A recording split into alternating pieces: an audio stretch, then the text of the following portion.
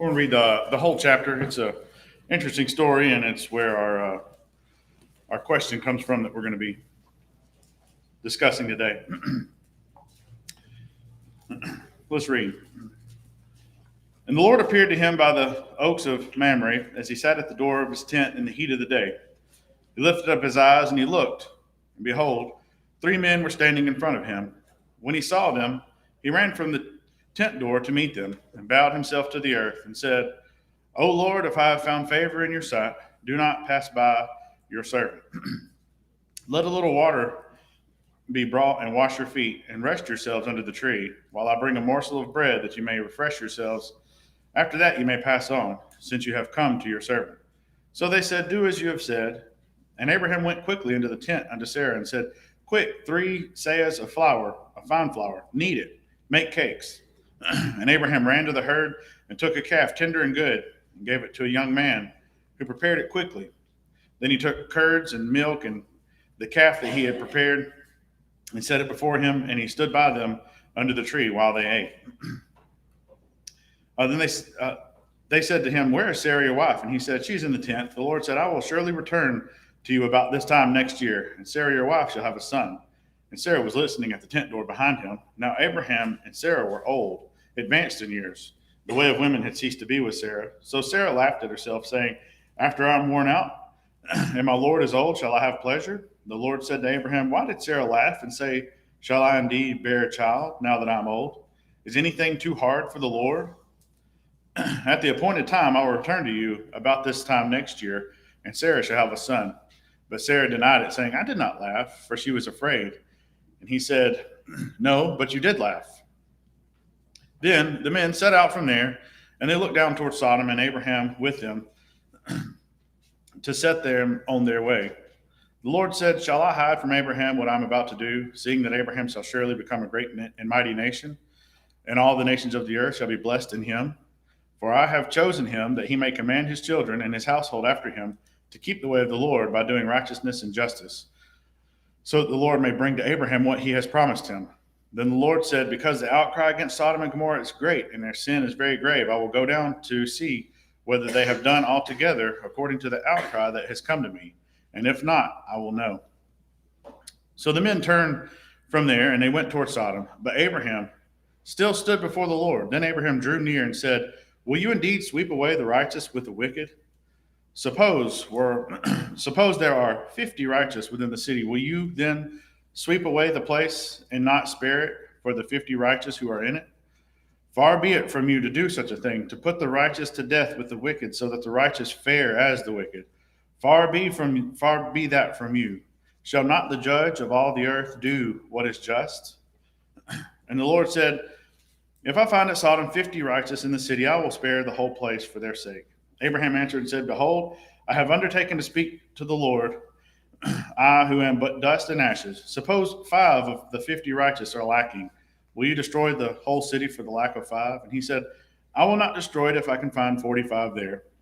Again he spoke to him and said, Suppose 40 are found there. And he answered, For the sake of 40 I will not do it. Then he said, Oh, let not the Lord be angry, and I will speak. Suppose 30 are found there. He answered, I will not do it if I find 30 there. He said, Behold, I have undertaken to speak to the Lord. Suppose 20 are found there. He answered, For the sake of 20 I will not destroy it. Then he said, Oh, let not the Lord be angry, and I will speak again but this once. Suppose 10 are found there. He answered, For the sake of 10 I will not destroy it. And the Lord went his way when he had finished speaking to Abraham, and Abraham returned to his place. We're not necessarily dealing with the whole chapter. It's an interesting story.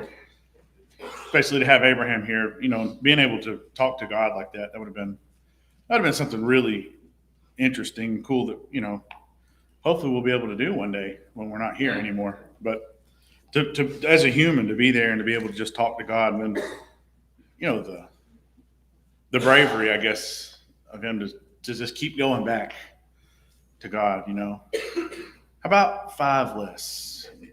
All right, 10. I went and looked, and there ain't even going to be get them all the way down to 10. God's like, no, not even for 10. But our question comes from that we're going to be looking at today, verse 25. Shall not the judge of all the earth do what is just? Of course, as we just read, Abraham had entertained angels, the Lord, maybe unaware of who they were at first. Of course, then that was another interesting thing. I mean, have you ever actually slaughtered an animal and like prepared it to eat?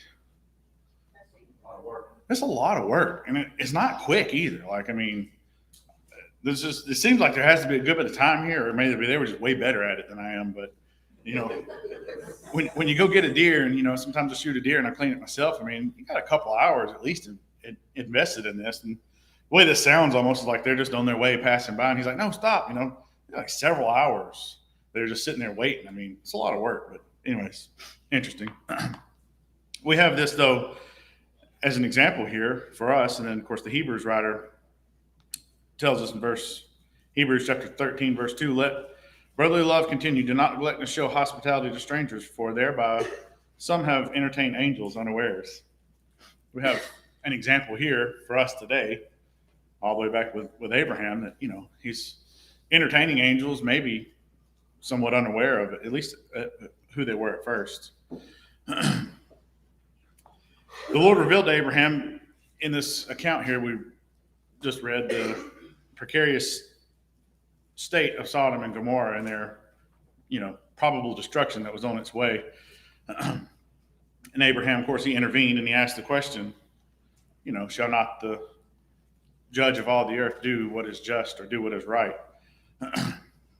And stop the Lord, at least for a little while, from doing it. At least he talked him down to a certain amount anyways. God answered to spare the city for the sake of 10 righteous souls. Sometimes it makes maybe think, especially in our nation and our time that we're living in now, and how bad we think things are. How many souls will it take for us here in our nation, righteous souls, for God to spare us? I mean, is there a number? I mean, we don't have a number. We don't know the number, but I would suppose there's probably some sort of a number. It's just an interesting thought. Of course, we're also told in 1 Corinthians chapter 5 that a little leaven leaveneth the whole lump. So, I mean, obviously God was willing to spare the city for 10, so it wasn't very many. Sounds like they were somewhat large cities at the time. Adam, in the days of Jeremiah, and to kind of touch on your question there were obviously a lot of righteous souls in Judah that went into captivity. There was a tipping point in that society. We don't know what that number was, how many righteous souls there were. We know a handful we can name, but it is interesting that Jeremiah, to put things in perspective, was told by God to run to and fro in the streets and see if he could find a man that sought the Lord, that did justice. Seemingly indicating there's so few and far between, they're hard to find. I mean, you don't find many good people anymore. You have to look hard. And I think that's unfortunate. Any society, Judah, Israel, America, any other nation, can reach a point where it's not really salvageable. God just gives up on it. Like I said, there's probably a number. We don't know what it is, but hopefully we can do what we can do on our part anyways to try to stave off what would be coming for us. This question, shall not the judge of all the earth do right, carries its own answer. It's implied in the question. I mean, obviously, we know the answer. It's just in the question itself. But it also tells us too, though, because of Abraham asking this question to God, that we too need to have the faith that Abraham had in God, that he wouldn't destroy it, or that he will destroy it, but that he will do what's right, regardless of how we think, or maybe what we think is right. The judge of all the earth will do what is right. We need to have the faith as Abraham so that we can withstand the fiery darts of the wicked, Ephesians chapter 6. So as we look at this question, we want to talk about some of the questions that we may have heard, or people that we have interacted with, or that we know. We'll touch on a few different points today. Number one, some have questioned the goodness of God in his appointing of death. I know we've heard it. Some people have heard it. Well, if God loved us, if he really cared for us, then, he wouldn't let this person die. He wouldn't let that person die. He wouldn't let somebody die. But that is not, of course, according to God's plan. Hebrews chapter 9, verse 27 says, and just as it is appointed for man to die once, and after that comes the judgment. So God has made this appointment for man, that man might be freed from this land of sin and sorrow and transferred into an abode of sinless perfection. Ecclesiastes chapter 12, verse 27 says, and the dust returns to the earth as it was, and the spirit returns to God who gave it. Death is an exit to this world and an entrance into another world. After man sinned in Eden, back in Genesis chapter 3, death became necessary to the welfare of the human family. God did not want man to live forever in a state of sin and rebellion. Sin had defiled man and had destroyed the beauty of his habitation, and God wanted something better for us, better for all of mankind. So he appointed for him a transition, a passing into the land of the free from sin and sorrow, to be in the presence of him, to be with him. Of course, it is there in the passing into this land that God shall wipe away all tears from their eyes, and there shall be no more death, neither sorrow, nor crying, neither shall there be any more pain, for the former things are passed away. Revelation chapter 21. There, man may eat of the tree of life and live forever. Revelation chapter 2, verse 7 says, he who has an ear, let him hear what the Spirit says to the churches.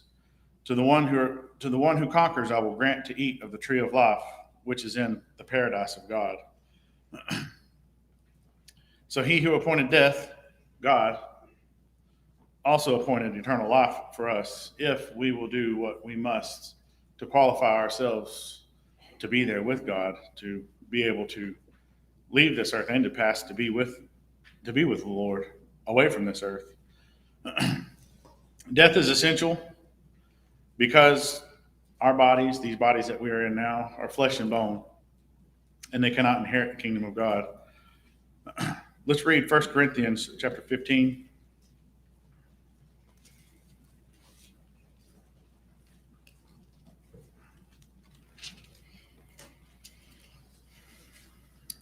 Verse 50, starting at verse 50.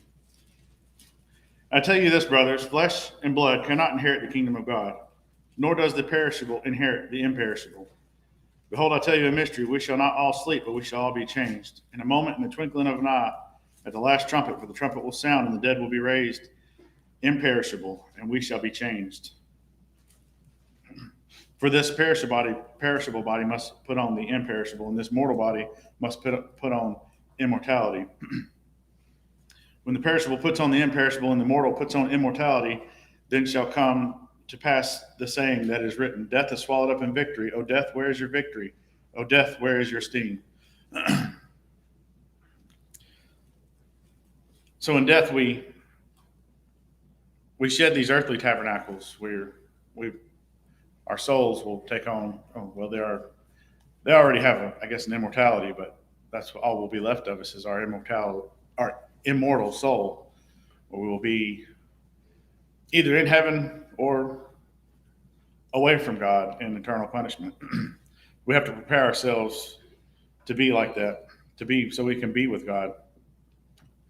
And something to think about in this question you're raising about our view of death, how we should see it, whether it's just or right or good.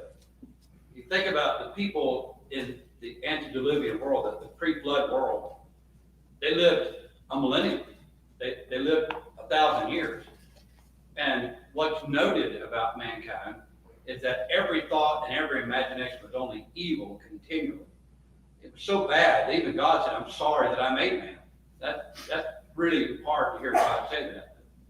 That's what happened when we are allowed to live and live and live. The longer we're here, struggling, striving in the flesh, the more inclined it seems we are toward wrong and evil. The quicker we can age and get out of here, the better off we are, really. It's like it's actually a blessing, isn't it, to think, well, we're not going to live that long. We don't have to endure that much before God receives us up in glory. Paul even said, I have a desire to depart and be with Christ, which is far better. And so he really wanted and actually longed for death, because death meant a breakaway from this body, and it meant something far greater than we can even imagine. So I think it's important to remember these things as Christians. That as we're prepared, death is really a welcome thing, not something to be dreaded. Oh, yeah. But at the same time, have you ever thought to yourself, I really want to live for Christ. I really want to stay on this earth because there's more to do for Christ. That's what Paul said in that same context. He said, but to stay here is more needful for you. So his concern was to help them. Indeed. It's kind of he said, I'm in a strait betwixt two. And so you find yourself hard pressed. You don't know. I want to selfishly go, because by going, I escape the weakness of the flesh. But by staying, I'm able to help other people. That was Paul's mindset. Adam, you already have it, I apologize, but 2 Corinthians 5 certainly fits into what you're saying so well. Do you care if I read some of it? No, that's fine. For we know if our earthly house of this tabernacle is dissolved, we have a building of God, a house not made with hands, eternal in the heavens. For in this we groan, earnestly desiring to be clothed upon with our house which is from heaven, so that being clothed, we shall not be found naked. For we that are in this tabernacle do groan, being burdened, not that we be unclothed, but clothed upon, that mortality might be swallowed up with life. That he that hath brought us for this very thing is God, who also has given us the earnest, the down payment of the Spirit. Therefore we're always confident, knowing that whilst we're home in the body, we're absent from the Lord, for we walk by faith and not by sight. We're confident, I say, willing whether to be absent from the body, to be present with the Lord. Wherefore we labor whether present or absent, we may be accepted of him. Yeah. Thank you. So, I think that when you're reading the Bible, unless you're experiencing some things, it's just theoretical. It's not personal. It's a whole lot different when it gets personal. I want to read to you a post of a good friend of mine from May 17th. He's dying. He said, the time of my departure is at hand. This will be my last note to you people who are dearest to me. I am home under hospice care. We have the bed in place and comfort meds. The Lord has been good to me for over 72 years. My cup runs over and has for all those years. Any good that I've done, any blessings, including you, I have are because of the Lord. Give him the glory.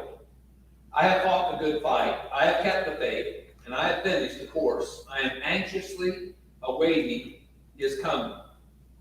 Thanks for all of you who have supported and loved my family and me all of these years. Please remember Debbie and our family after I'm gone. I love you all. thank In you. that post, what you see is humility, gratitude, and confidence. And that's not theoretical, that's personal. To my knowledge, he's still alive. I texted his wife last night. One of the things that one of his friends said about him after he posted that was that what he's showing us is that he's already shown us how to live, now he's showing us how to die. That's a pretty awesome thing to be able to show somebody how to die. Yeah. It's a pretty awesome thing to show somebody how to live. I'm kind of wondering if it might be harder to show people how to die. Well, that's all that comes back to our question. Will not the judge of all the earth do what is right? And if we live right, if we do fight the good faith and finish, then we have to have faith to know that the Lord will do what is right by us and we'll be with him. Thank you. In this world, we must have death. in order for us to have life. Let's think and suppose for a minute that there was no animal or plant that would die, or we didn't ever die, or humans didn't die. And we should just multiply and continue to multiply without ever knowing death. And, we'd kind of run out of space eventually. So we have to die in order to have life. But God has intended for death to be one of the most kindest and sweetest blessings that we can have, as long as, like I say, we have done what is right and we live as righteous as we can. Philippians chapter 1, verse 21 says, for me to live is Christ and to die is gain. It is a precious thing in the sight of our God for us to have to go through this, to have to go through death. Psalm 116, verse 15 says, precious in the sight of the Lord is the death of his saints. So if we do what is right and we live our lives the way we should, then it will be a beautiful thing for us. And as Paul said, he stayed here for us, and he wanted to go. He wanted to be with the Lord. I think that should be a desire for all of us, but sometimes maybe we're scared of it, but I don't think we need to be scared if we know that we're doing what's right, because we know that the Lord will do what's right by us. Like I said, as we look at this question. Our second point kind of somewhat has to deal with that, but not quite as much. Others have doubted the righteousness of God and his ordaining of eternal punishment.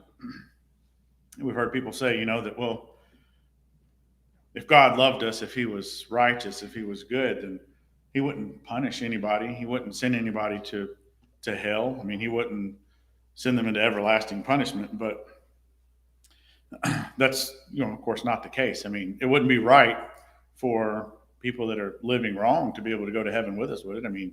They've been doing wrong here and messing up this place here for so long. It wouldn't be right for everybody to get to go. And I think, of course, this proves, however, that because God has ordained eternal punishment, that it's actually done out of love rather than, not love, or I guess hate. Where's I going to go? Job chapter 3, verse 17. Did I write that down? No. The wicked will cease from troubling. There shall in no wise enter into anything that defileth. Revelation chapter 21, verse 27. So sinners, those that are not righteous, those that are not living as they should, they're not going to be able to be with God. They're not going to be able to go to heaven. It's not a wonderful thing for people that are not righteous to die. It is a scary thing. It's a terrible thing for people that are outside of Christ. Of course, God did create all this, and he made eternal blessings to be with him or eternal punishment. The inventor of a gasoline engine is glorified if it is properly governed and maintained, and it's made useful and it does its job the way it's supposed to be done. And, the person that made that motor, then we look at that and we say, well, that person's really smart. They did this and it did this job and it did it just right. Of course, God and his glory and man's happiness demand that God govern man in a manner adapted to his capacities. And this includes the power of choice. Joshua chapter 24, verse 15. And if it is evil in your eyes to serve the Lord, choose this day whom you will serve, whether the gods and fathers served in the region beyond the river, or the gods and the Amorites in the land which you dwell. But as for me and my house, we will serve the Lord. So if man could not voluntarily sin, then man could not voluntarily obey God, and thus God would not be glorified by the superior abilities of man as opposed to animals. The best means by which God may secure obedience is to make the reward large and the penalties certain and severe. Hence heaven and hell. If we didn't have either one, then why would we bother? If you don't have the good or the bad, then what's the point? That's the excuse of the atheist. That's what he says. It doesn't matter. Well, I'm like the dog that died.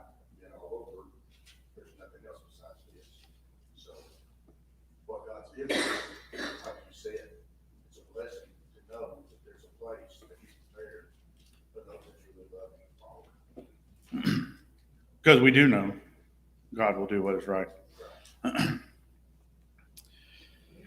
God's providing torment is in keeping with right and is to his glory. And this is illustrated even today for us in our civil affairs. A nation is glorified by its honest citizens, but the same nation is also reproached by permitting its criminals to run at large or to run for office and get elected and to be in certain offices. The criminal in our nations brings punishment upon himself by disobeying the laws. In like manner, the disobedience to God judge themselves unworthy of everlasting life, Acts chapter 13, and thus bring eternal punishment upon themselves. For whatsoever man soweth, that shall he also reap. Galatians chapter 6, verse 7. So we have to, of course, we have the freedom to make the choices to do what is right. Of course, that's by God's design as well. And then we have to know that God will do what is right. If, we do what is right, then we will be with him in everlasting life. We'll be with God. Like I said, just thinking back to Abraham and being able to talk to God, that would be, just the most amazing thing to be able to just talk. I mean, we talk to God now through prayer, but be able to have him converse back and forth with you. It's going to be an amazing thing. I hope to be there, and hopefully we'll all be there one day. Yeah. Our next point, others have questioned the righteousness of God because of his chastisement. Well, of course, what is chastisement? It's a strong verbal reprimand, right? So of course, the Lord has had to do this before, but this too is done because of his love for us. For whom the Lord loveth, he chastiseth and scourgeth every man whom he receiveth. Hebrews chapter 12, verse 6. Even a human parent has to correct his offspring. Love prompts it. I have a few kids.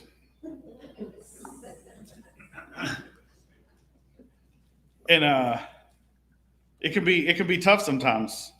Sometimes it's hard just because you don't want to, and then sometimes it's hard because they're just too cute.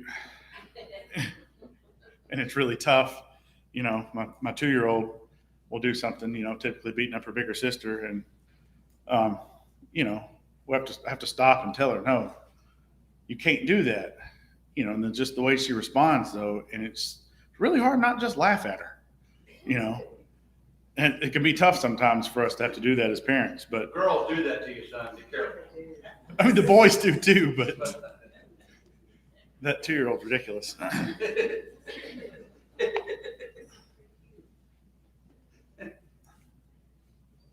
In the parable of the vine and the branches, Jesus portrays the Father as the husbandman or the vine dresser. Let's turn over to John chapter 17 real quick.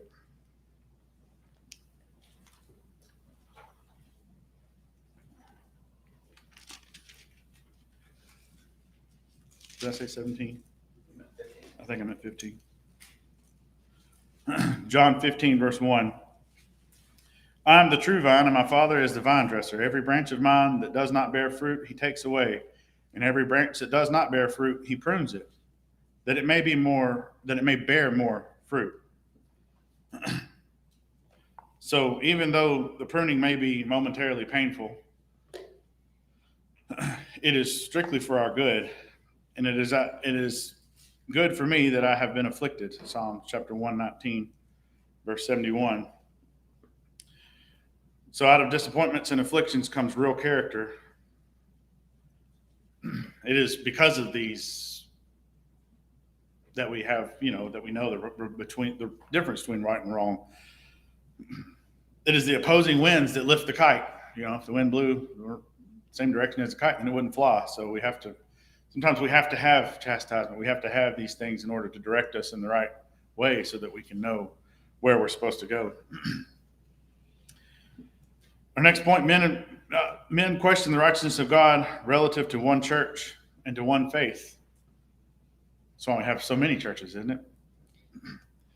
Some think that it is unjust of God to condemn religious people who do not hold to the true faith. But it is evident that God gave only one faith. Ephesians chapter 4, verse 4 through 6.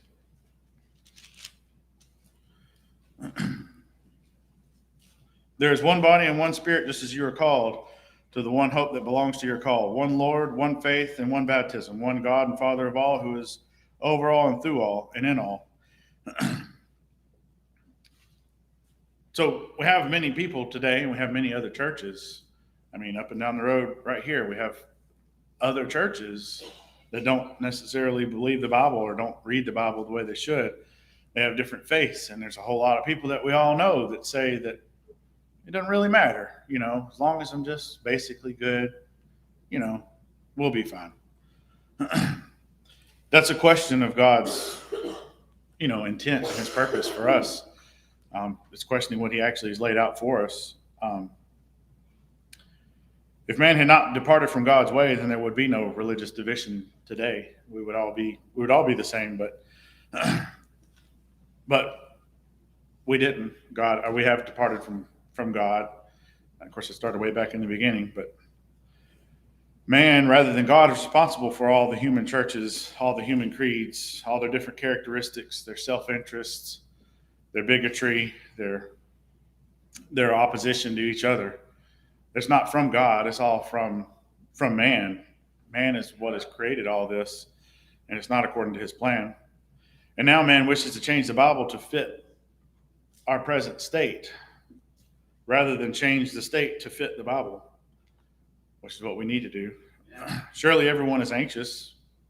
We all would like to all be unified and to all be one in harmony with one another. But we all have to change what we're doing to fit the Bible instead of trying to change the Bible to fit us.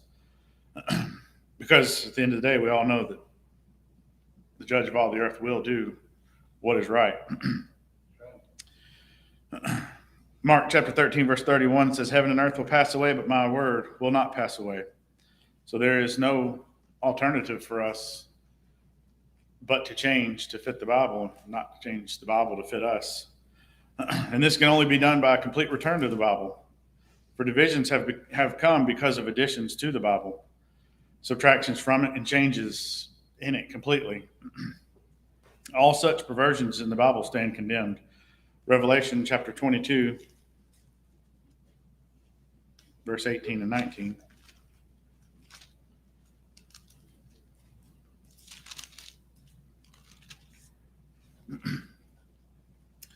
I warn everyone who hears these words of the prophecy of this book. If anyone adds to them, God will add to them the plagues described in this book. I mean, if anyone takes away from the words of the book of this prophecy, God will take away his share of the tree of life and of the holy city, which are described in this book. Unity encourages faith. John chapter 17, verse 20 and 21.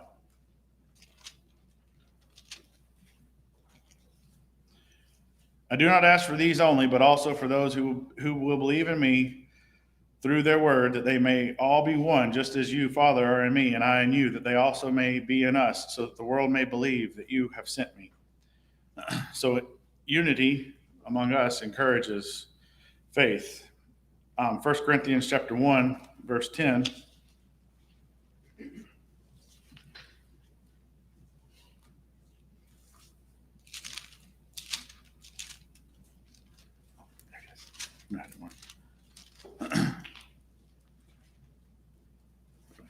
I appeal to you, brothers, by the name of our Lord Jesus, that all of you agree, and that there be no divisions among you, but that you be united in the same mind and in the same judgment.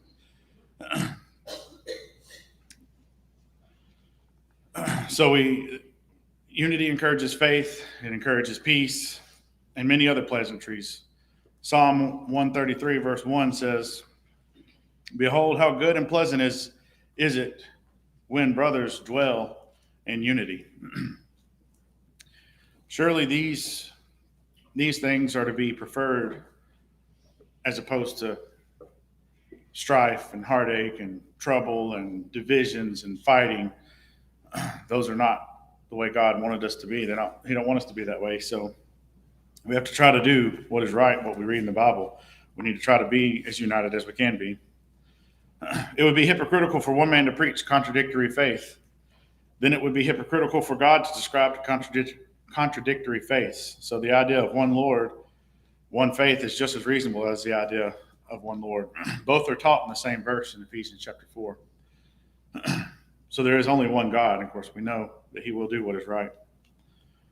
When a man decides that God is wrong about something, he has decided that he is more capable of judging, he's more just, and he's more righteous than God. When we try to change his word and we try to decide that God is, it's okay, he'll probably be fine with it. But as the heavens are higher than the earth, so are God's ways higher than our ways, Isaiah chapter 55. And all our righteousness are as filthy rags, Isaiah chapter 64. So sometimes what we think is right, obviously God thinks are filthy rags. So we have to know the Bible and read the Bible and study it and live that way. If a matter comes up that we cannot fathom with our finite minds, we should just be content to leave it in the hands of the infinite God and accept by faith the glorious fact that the judge of all the earth will do what is right. 2 Corinthians chapter 5, verse 7 says, "For we walk by faith, not by sight." So we have to have faith to know, just as Abraham knew when he asked God back and when he stopped him back in front of Sodom and Gomorrah, that the judge of all the earth will do what is right by us. But we have to live right in order to be with him when we leave this earth. Anybody have anything else? If not, then I'm going to let you go a little bit early because I need to run to the back real quick. Thank you.